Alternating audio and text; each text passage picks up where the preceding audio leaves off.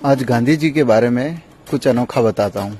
ये जो सामने बिल्डिंग दिख रही है, ये अहमदाबाद की मोस्ट लग्जूरियस प्रॉपर्टी है और इसकी खास बात ये है कि गांधी जी साउथ अफ्रीका से आने के बाद सबसे पहले यहाँ रुके थे और उसके बाद भी अमूमन एज अ फैमिली गेस्ट यहाँ आकर रुका करते थे। और सिर्फ यहाँ नहीं, अहमदाबाद में ऐसी कुछ दूसरी भी भव्य हवेलियां हैं, गांधी वहाँ भी रुका करते थे। लेकिन एक मिनट, हमें तो पढ़ाया गया था कि गांधी तो अधनंगे फकीर थे, वो तो गरीबों के मसीहा थे और वो तो आश्रमों में ही रहते थे। तो फिर इन हवेलियों में रुकने की कहानी क्या है?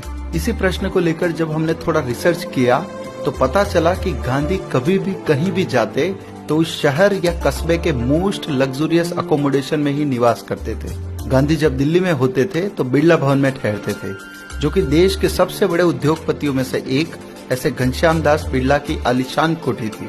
गांधी जब मुंबई में होते थे तो मणि भवन में ठहरते थे, जो कि उनके एक धनी मित्र और ज्वेलरी का बिजनेस करने वाले रेवाशंकर झवेरी की हवेली थी। गांधी जब कोलकाता में होते थे तो हैदरी मंजिल में रुका करते थे, यह भी कलकत्ता के एक बड़े बोहरा व्यापारी की कोठी थी। यहाँ तक कि 1942 में जब गांधी को जेल हुई तो उनको किसी सामान्य जेल में नहीं बल्कि पुणे के आगा खान पैलेस में रखा गया। ये महल देश की सबसे शानदार इमारतों में से एक है और यही गांधी की जेल हुआ करती थी। तो मित्रों, पॉइंट है कि गांधी की गरीबी, फकीरी और महात्मापन एक सफेद झूठ है।